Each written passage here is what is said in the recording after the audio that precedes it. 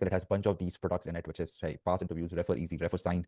Guys, my name is Pratyush. I work as a software engineer and a forward deployed engineer at Agent What Ops AI. should be my roadmap in case of a how the AI evolves and such. But yeah, this is all about AGI. This podcast, this episode is all about AGI.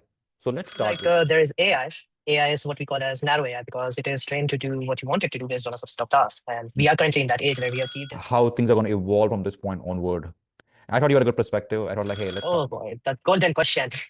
Well, Meta just said, and Sam Altman from OpenAI just said, right, that we are going to focus on super intelligence, and everyone predicts that within the 2 to 5 years you would have AGI, right?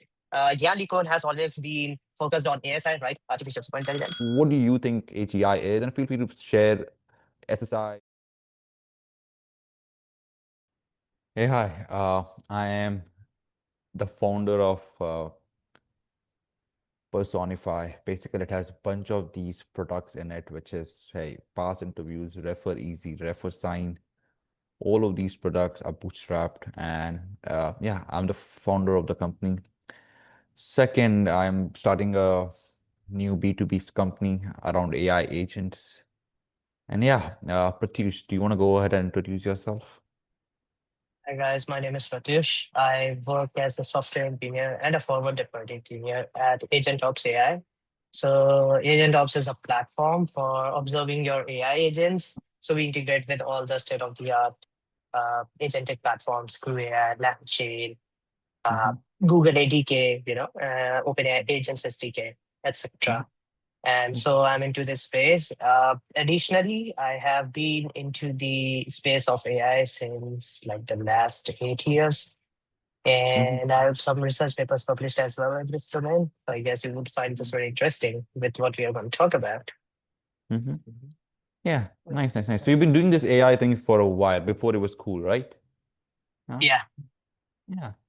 And I think yeah, from based on our conversation, it was like, we had AGI and like how things are going to evolve from this point onward. And I thought you had a good perspective. I thought like, hey, let's talk about it and see what exactly going to happen. And since I'm building an AI company, it's always very interesting to really think about it. Like, hey, what should be my roadmap in case of how the AI evolves and such. But yeah, this is all about AGI. This podcast, this episode is all about AGI. So let's start with this. Like, hey, how do you decide on what's AGI? It has changed over the years, the definition of it. I'm pretty sure if you ask someone like 5 years back, they would say what we have today is definitely AGI. But I don't think that's anymore the definition, right? Like, so what do you think AGI is? And feel free to share SSI, any ideas that you have around this. So yeah. So, there is AI. AI is what we call as narrow AI because it is trained to do what you want it to do based on a subset of tasks. And we are currently in that age where we achieved narrow AI. And then you have AGI, which is part of deep AI, right? Mm-hmm. AGI is artificial general intelligence. And then there is artificial super intelligence, which is ASI. And there are more branches to it, right? So what essentially people think about AGI is that AGI is an AI that is capable to learn, adapt, and understand over a broad range of topics all by itself, right? But then there's this possibility that we already have AGI because if you think about all these state of the art algorithms, right? They're not Mm-hmm. only able to like write about several topics, they're able to code as well. They are able to generate images. They're able to understand voice. So in that case, I would say you have AGI, right? So then what really becomes AGI? So it varies differently. Like I said, people think that AGI, for that matter, is something that would allow the AI to understand each and everything all by itself over a broad range of topics, like it's some genius, right? I tend to think that AGI is more on the side that you have an AI which is able to understand what exactly do you need, by which I mean it is able to gauge your intention, right? And able to cater to you accordingly. Nice, nice. So I feel like, I remember reading like a while, like years back what AGI, the first artificial intelligence, artificial general intelligence was like, hey, if the AI could understand you, right? And if you cannot differentiate if you're speaking to an AI or a human, you know what I mean? So I would say, AGI, let's kind of separate things, right? AGI and ASI. AGI would be more like, hey, can more like natural language processing it really well. It could really understand the user's words and context and reasoning and intentions. Whereas ASI is like, hey, once you've understood these things, now can you use that knowledge to solve problems and actually execute on things? What do you think about it? Yeah. I mean, what they think about AGI, I think is actually ASI, that you would have an AI that is able to like adapt to a broader base of knowledge, and it Hmm. would give you the answers that you need. But again, since it's Hmm. one step ahead of AGI, it knows Hmm. exactly what information to give you because it knows much more than you. It knows how to like, Hmm. go over this corpus of data, and it is able to like, learn by all by itself. So you don't have to Hmm. like, like currently we do all these reinforcement learning training pipelines and everything, RLHF, RLAI, Hmm. F. So in that case, you wouldn't have to do this. All Hmm. you would need to do is that you would need to give your AGI the access to its to the data that is there. And based on how we are using AGI, the world is going to be filled with data that is generated by AI, right? So what you would Hmm. have is that in that case is that ASI is using its own data to train itself, and it's all automated. So you don't Hmm. have to. So it's like a completely autonomous system that you are talking about at that point of time. Hmm. Nice, nice. I see what you mean, right? Like, ASI would be where AGI doing the reasoning side of it. It's so good that now only thing you need is some more data, and that would get us to the ASI, and then that also could be like have a good feedback loop in place, and it self corrects itself. That would be like an ASI. If I'm thinking about like, hey, the let's say the word God AI, which is so great and that can solve any problem, and it could really, it's like God level intelligence, then it's the answer is ASI, right? And not going to be the AGI side of it. AGI is a stepping stone to it, but what we should aim for is an ASI kind of a system. Uh, Now, how Super close intelligence. Yeah. how close do you think we are to that? Oh boy, the golden question. Well, Meta just said, and Sam Altman from OpenAI just said, right, that we are going to focus on super intelligence, and Mhm. everyone predicts that within the 2 to 5 years you would have AGI, right? Jan LeCun has always been focused on ASI, right, artificial super intelligence, and I'd say I'd give it what I mean the advancements that I see in the hardware space, especially in the quantum computing domain, right? And research from Microsoft over, material science and everything. And the Myrona one, which was a very cool thing that Microsoft did. I'd say I'd give it more 10 or 15 years to like have some sort of AGI and an inkling of ASI. It's just my prediction based on what I know. But I'd say, it's more than that, right? It's God level intelligence is something that we need to understand as well. We are intelligent, but we have intelligence within us that we don't necessarily see as intelligence. Mhm. Mhm. But don't you, okay, so this is what I think, I think when I talk to these agents, right, they do understand my words, my intentions, my language. Don't you think that's already done? And AGI in that scope of things, it's already accomplished. At least with GPT-5, anytime I've spoken to AI, they understand what I mean. You know what I mean? I could literally speak something that's completely new knowledge and that's never been out in the web, not in the data, it still understand. So I don't think we've done the AGI and now like it's all about the ASI. It's no more anything, it's no more about AGI. AGI is done and gone. But ASI is where we should focus on.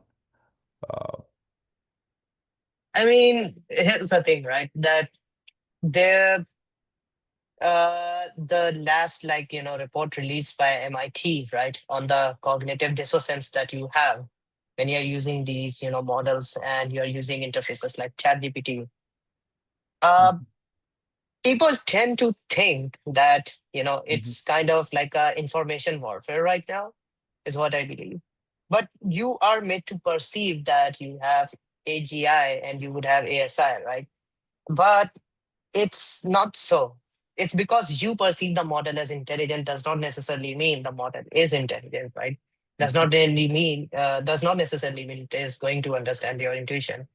To Mhm. me, yes, we have a very good breakthrough with the transformers being scaled to that level with GPT, Mhm. that you Mhm. could build all these massive models, generative AI models that you have that can evolve into coding, Mhm. writing, or doing some Mhm. other stuff. Yes, Mhm. that's a very big breakthrough, I'd say. But Mhm. are they intelligent? Are they intuitive? I'd say no. They are very, very smart and capable and fast autocomplete algorithms at the end, Mhm. which are trained on massive GPUs. Massive GPUs having, massive storage so that you can get all this. Now, if you want to like get AGI or ASI, something that, mimics human intelligence, you would have to fit all of that into something that's like, as big as us, which is like our brain is just here, but you want something that is there. And then there is the evolutionary part, which is something that I have been doing research on, is that when you have these models, you want these models to learn by themselves. You want these models to grow, you know, understand Mhm. you, grow by themselves based on the experiences that are there. And that gives notion to, having sentient AI. What if AI thinks based on the Mhm. circumstances that it Mhm. sees Mhm. or Mhm. perceives that humans are the Mhm. problem? And as we have seen in Terminator or Mhm. other sci-fi movies, right? What if Mhm. humans are the problem, and you would just, your according to your data, because you have no feelings or anything, your Mhm. intuition just says that we should just kill all the humans because they are the source of the problem themselves, right? Mhm. So that's where it is very important that your alignment comes in. And to do that, you should not focus on ASI, you should focus on aligning AI so that when you develop AGI, you would have a model that is able to, Mhm. do things, understand intuition, but Mhm. also look at each and every aspect of the Mhm. human variable. And Mhm. we are the biggest variable in this universe. Living forms, in if you think about like the, universe as a computation model, living organisms are the biggest variable. Like we are the Mhm. most complex of the variables, Mhm. and you cannot cater to all the probabilistic, Mhm. models that are out there. So Mhm. what you need to do is that to account the you need to take into account this fuzziness, right? This change in uh, perception, this change in your space that is there, a space that is multi-dimension, and Mhm. then you would like keep your AI aligned to that. I'd say focusing on ASI is good for the long term. Focusing on AGI is also good for the mid to long term, but focusing on AI alignment, which is something that Anthropic is doing, and I like Mhm. really commend their, Mhm. I really commend their work in that. Mhm. Uh, Alignment would be the most important thing right now. Mhm. Interesting, interesting. I see what you mean. I think as we scale, right, as the capacities evolve, we'll have to find ways how do we align it to our values. I guess at this point, people are just too busy getting to the AGI point, right? It's like, hey, let's make it work first of all, and then we can see if it works, right? Like, hey, like how do we align? Because I feel like so I'm an engineer first. I've done like I used to take like this AI classes in my college days, and we always had this wave of AI, and then like we like hey it's a hype, and then we go back down, okay, so I think because it has happened so many times in the past that now we are like, hey, before we get too serious about this thing, let's see, is it even working at the scale we want and we need, right? So that for that exact reason, I think people are a little like not super serious about AI alignment right now, but I can see a world where sooner or later, once we get some super level intelligence, I would say we would come together to decide on things when we see it. The best part is that these models are out and live, right? Like you can use Grok 5, sorry, 4, I guess. It's the most latest model, So, like, and then they have Grok Heavy over there. You can use these things and see and sense and feel it. As long as these things are happening out in the open, almost out in the open, we are safe. But let's imagine this, okay? It's the year 2030, okay? We have finally reached ASI. Basically, I'm going to describe what ASI mean, okay? Uh, we have finally reached a point where you could literally put any of the math algorithm that we want to solve, a theorem that we want to solve. You can put that, it's not solved yet. And then, these, let's say these agents, okay, goes ahead and like, does the reasoning side of things, and then bunch of them together. Let's imagine that it's a hard question, and then they finally find a solution. Now, I would say that's an ASI. You know, for something like that, you would get a Nobel Prize. You know what I mean? So it's definitely an ASI level of intelligence. Then what would be like the best way to reach that, like according to you, right? How would you first of all want to reach that place? What's your way of doing it? Second is that what would be the impact in the world? I would be surprised at that point, okay? But yeah, let's talk about both of these questions. well, if we are in 2025, 50% of it's gone. I'd say not 50%, more than 50%, I guess. But in the next 5 years, if we have ASI, the way to go about it is definitely data, but data is not the exact thing, right? You have Mm-hmm, data from the 80s and 90s, which is like mostly human condensed data, mm-hmm, data that is being all human in nature. And mm-hmm, then right now, from the last 2 years, you have data that is created by generative AI. So the percentage of data that you are getting from generative AI mm-hmm, compared to the amount of data that you are getting from mm-hmm, humans, mm-hmm, that is something we need to figure out. As I see social platforms that are limiting the use of bots or anything, they are going to have a very big advantage in the future where their valuation mm-hmm, would be judged on this basis, that you have a real source of data from humans, and this is data that is not, this is data that is not provided by any bot. Like any bot hasn't written mm-hmm, that. mm-hmm, Reddit has bots. Reddit bots are so advanced that they are talking to you, they're replying back to you, and you don't even know, right? They are creating posts and everything. So your valuation could be judged on that basis that you have mm-hmm, human level, data. The ground source of that data is there. And then it's not only the text data, right? It's much more than that. We are talking about world models. So you have like, you have right now text models. Text models take in text and give you text. You have models like, you give in text, you get image, or you get a video, or you get audio, right? Then you have had models like, text, speech to speech models. You give speech, you get speech.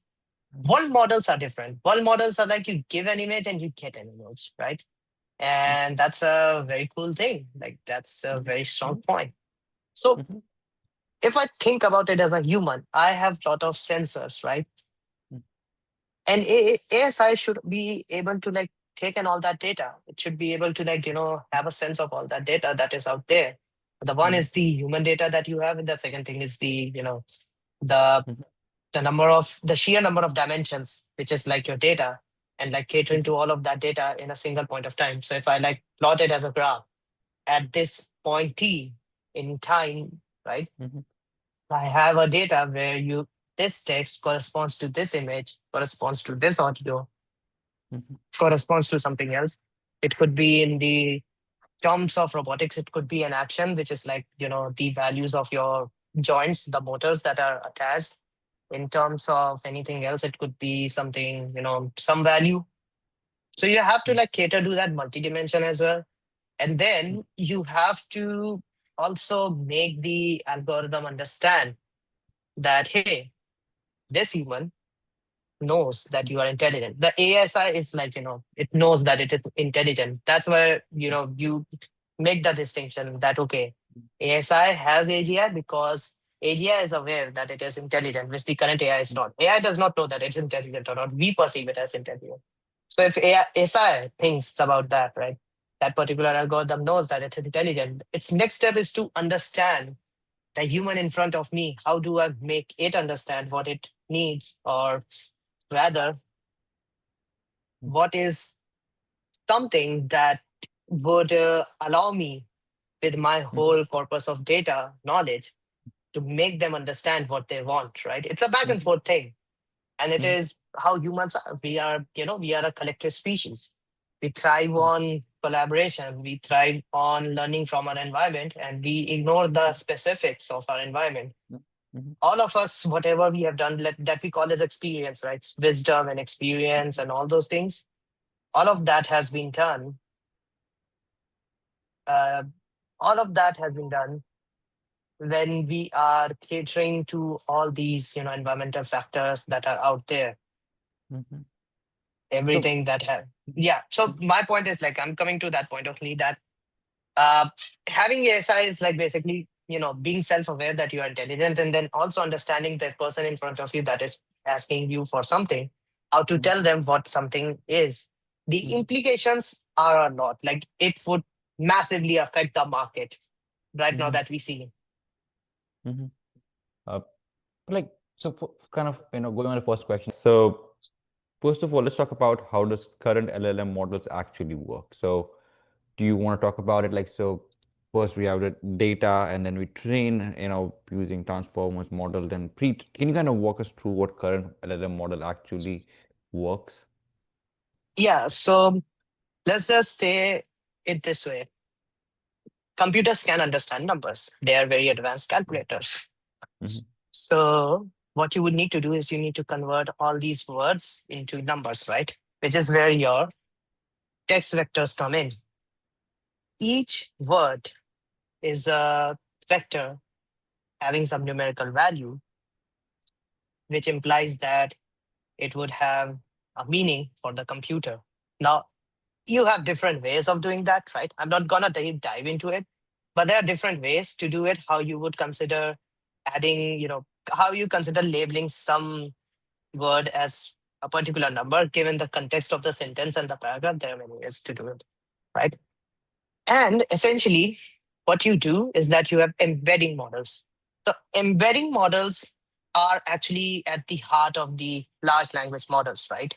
And any, like, models that are there, you have vision language models, you have like other models as well. So these embedding models already have this, data data from the internet, right? You can have, Wikipedia data, you can have English language, Hindi language data, or any data for that matter.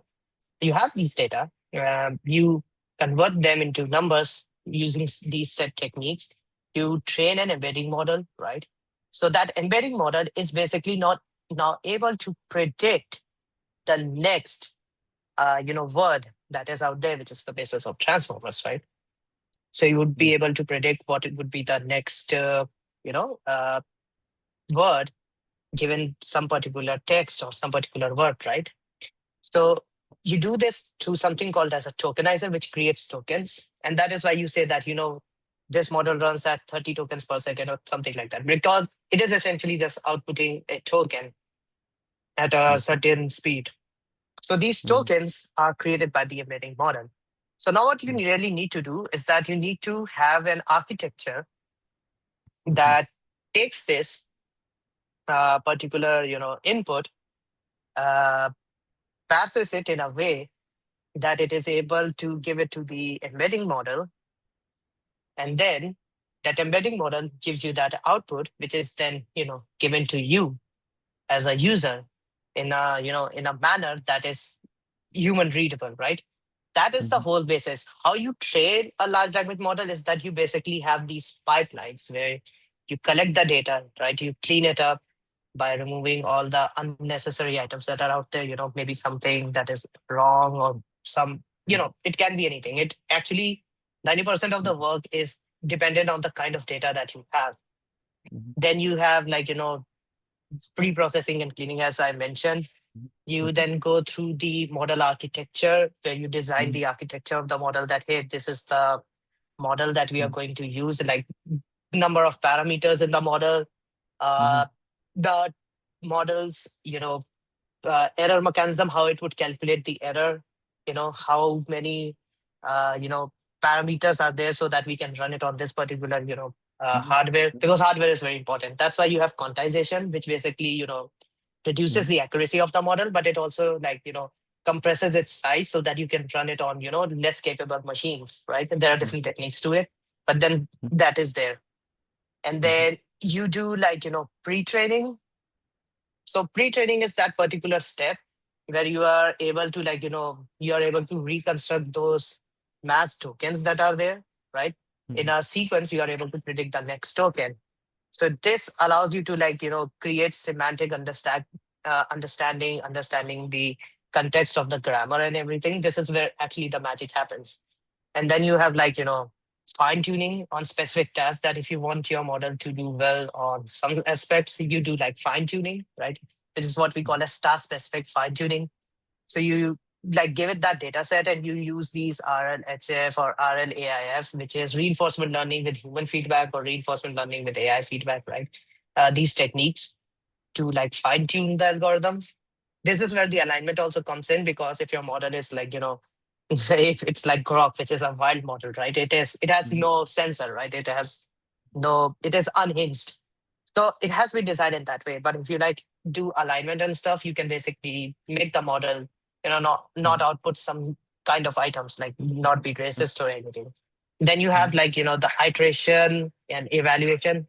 You basically like evaluate the model on particular benchmarks that are out there just to see how good it is, Mhm. because you did the fine tuning and everything.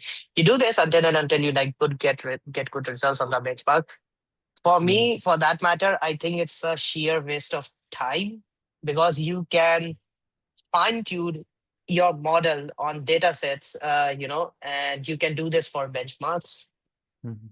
And this would technically look that your model is good, but when you use it, you won't find it, because Mhm. again, I said Mhm. humans are very different, right? There is it's indeterministic as to what we Mhm. would plan to use it for. And that's where the Mhm. notion of like, uh breaking the model through like prompt Mhm. engineering and stuff comes in, right? Mhm. Jailbreaking. And so then you like deploy the Mhm. model, or you like, release the model with its trained weights on Hugging Face, and you get your model that you can then run by like, using that particular library that it was used for, like PyTorch or anything. You can load the model, or if you are using like Hugging Face, you can load it through transformers and things like that. So this Mhm. is like the complete idea of, training a generative AI model. Mhm. But yeah, so there's data, there's pre-training, this training, embeddings get created in this training. This is where GPU, and then there is post-training and some sort of fine-tuning. Uh, Now the training, which model, which is what we're gonna train on, okay, transformer to some other architecture, whichever architectures we go forward with. Now, do you think we can just scale this operation that we have right now, and get ASI from just this, or do you think some of these components would need to be changed in order to reach ASI? I mean, everyone has their own ways. I, for that matter, have my own like thoughts on this, and this is just my opinion, like based Mhm. on what I see. Like I said, as I've said before, transformers are very advanced autocorrects. I don't necessarily think they would be a key, you know, technology that goes further to Mhm. give you ASI. Now, what I Mhm. mean by that they would be fundamental Mhm. to like, help you in achieving ASI, but they are not there in terms of like, Mhm. themselves. They're just a stepping stone. Mhm. So what you would essentially need is something that is able to like, understand all this in real time without you as a human having to like, provide them feedback. Like this is where they are able to perceive themselves, right? They know that they're a model. That's where your, self-realization comes in. You're able to like take in the data, you are able to do whatever you want in real time, which is where, Sakana AI, one of the founders, like one of the authors from the Transformers paper, David Ha, is the founder of Sakana AI, which is located in Tokyo.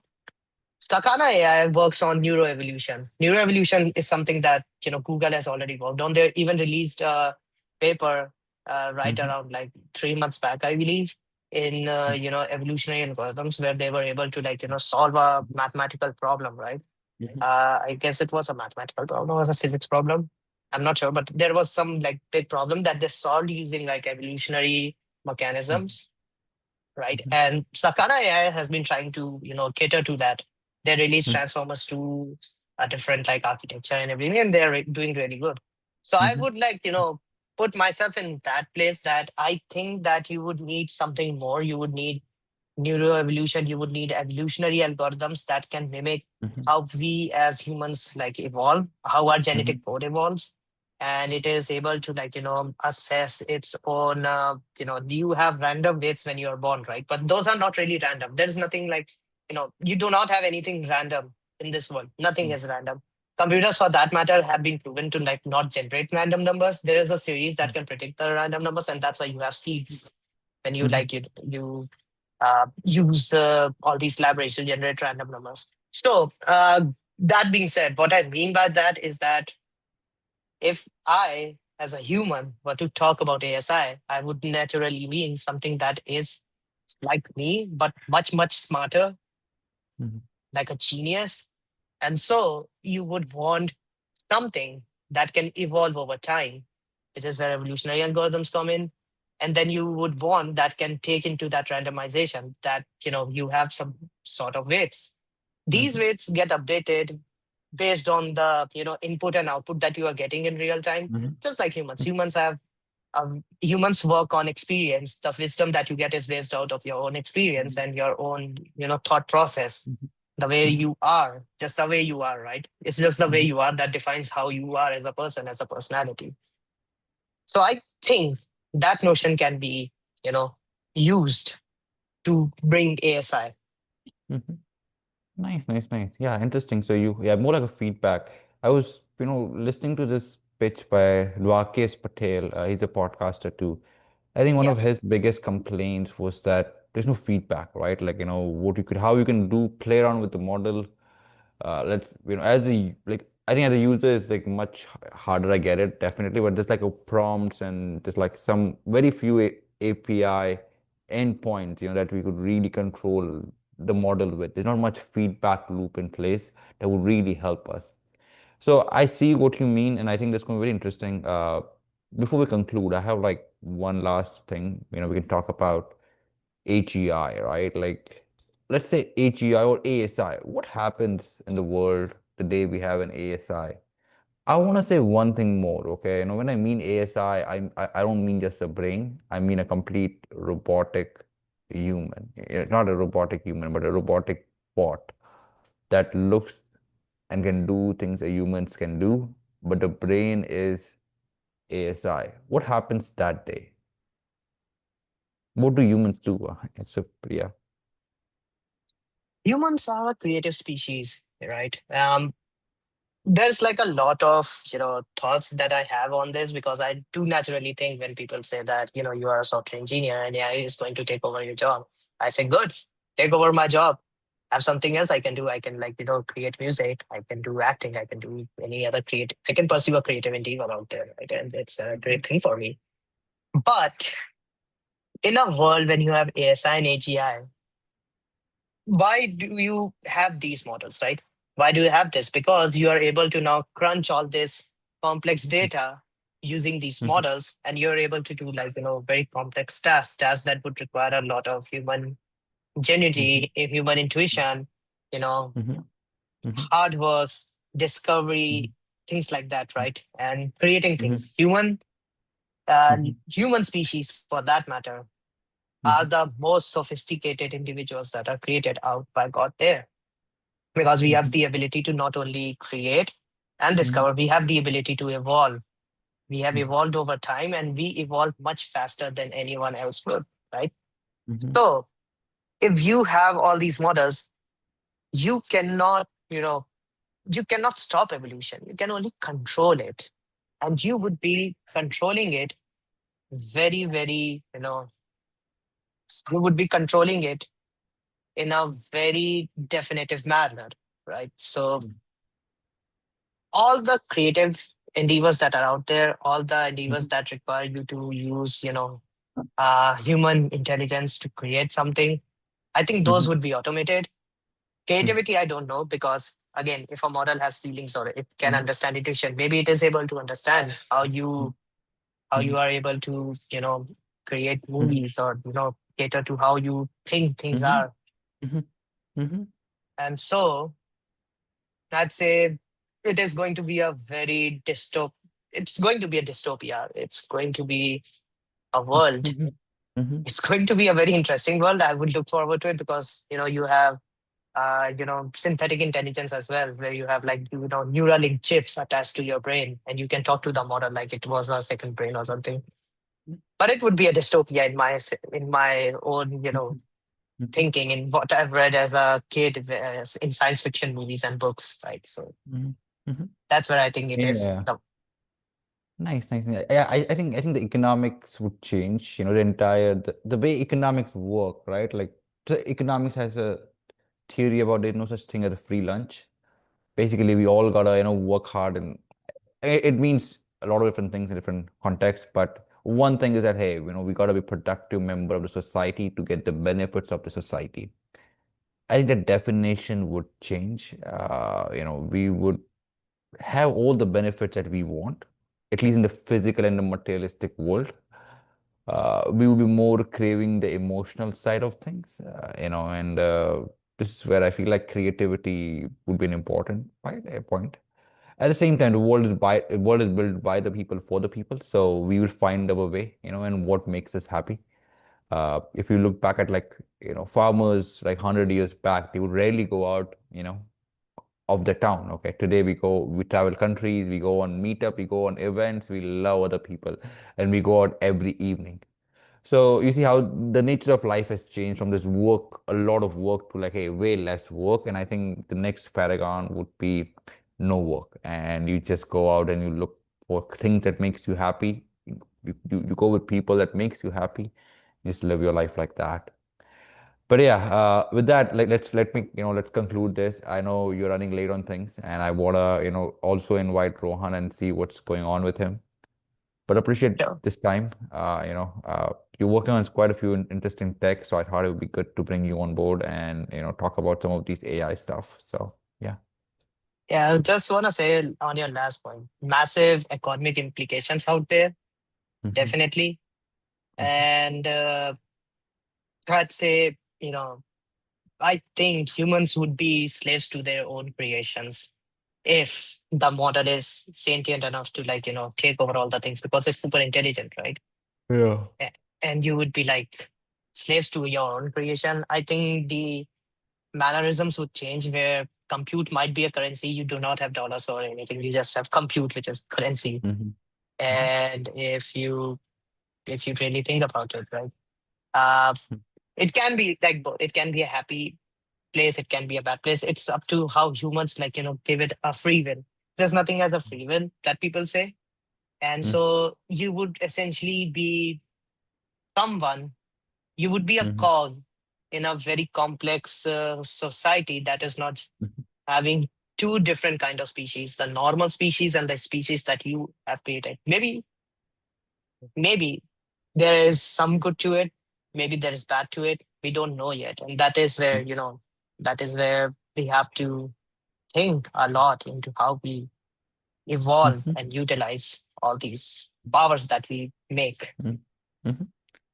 Yeah, I think, I think about like, how things are evolving. I think we will find good ways. Okay, I think like for example, chess is like now completely automated, but people still play chess a lot.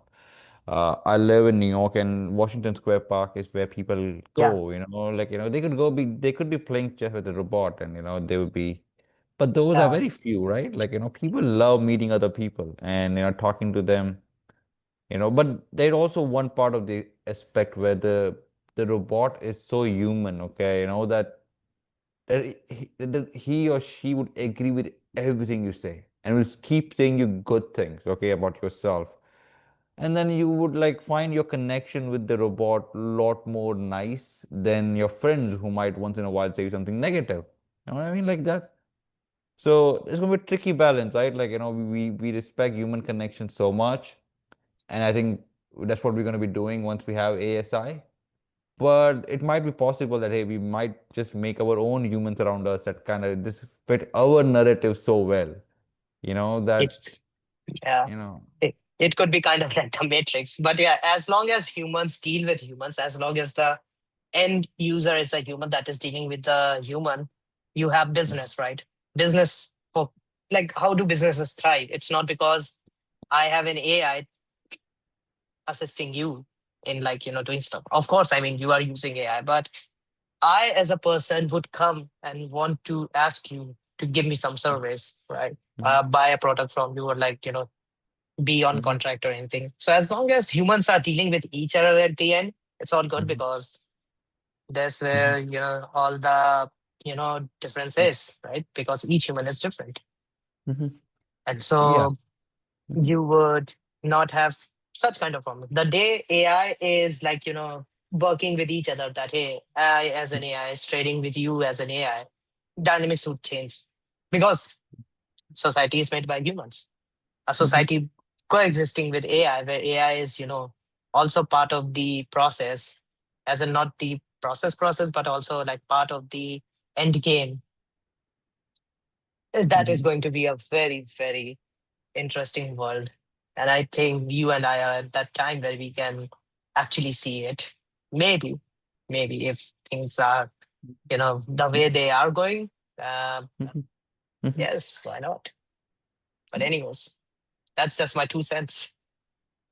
Yeah, I think if the things continue the way they are going, okay, if they, I think, okay, in 200 years, okay, it would be really hard to find a human like that's like just a human, okay, we'll have some neurochip and, but it would be like very obvious to like kind of exist with a non-human, okay, a robot that is so good. And I'm assuming over here that, hey, once we get this ASI level intelligence in 5 years, we will use that to solve a lot of our hard problems that we have. So we'll see a much more exponential progress. So imagine this, okay, you meet like 50 people, and at one point you even forgot that, hey, like eight of them are not even humans. You know what I mean? Like that. And you just interact with them how you would interact with your human friend. Like you won't even realize. To give a good example of it, let me think about a real case where we do that right now. Uh, Reddit, I can tell you that. You don't know who yeah. you are talking to on Reddit, but there are bots. Even Mm, like, there are confirmed reports of that. You are literally replying to bots, you are getting rage baited by them, and you are like, angry on bots, and they're replying you back with that. So, mhm, I mean, you can see the effect, right? And mhm, Reddit is a place where people are unhinged. People are like, really, mhm, really, if you want to mhm, see like, people unhinged, go to Reddit. But if you really want to see it like the dark side, go to 4chan. mhm. Go for it. Really? I have never Yeah, used that site, 4chan. I never used it. Honestly, I'm not a big fan of like anonymous platform because they're like generally just like racism at its peak. And exactly. also, I don't respect a lot of these 4chan folks because I'm like, if you had the balls to really say me, if you have balls to share your opinion about things, you should be able to say with your face, you know what I mean, and not behind the screen, and at least not hide your in an anonymous profile. So for that reason, I don't even respect these folks, So that's for that exact reason. But yeah, not to shift the point too much from that. Yeah, I think That's yeah. actually related. That's actually related because that's actual source of human data. If there Mm, is no bot involved on 4chan, this is actual human data, and this is actually how humans are. If they're being racist or anything, you can understand how we are as humans, right? Mhm. If you were to train your model on that data, you are giving that experience, you're giving it that racist experience, and your model would also be aligned to be, Mhm. racist if you're not taking care of it. So this actually is relatable. And I want to Mhm. say, in that case, is Mhm. that Mhm. everyone wears a Mhm. mask, right? Mhm.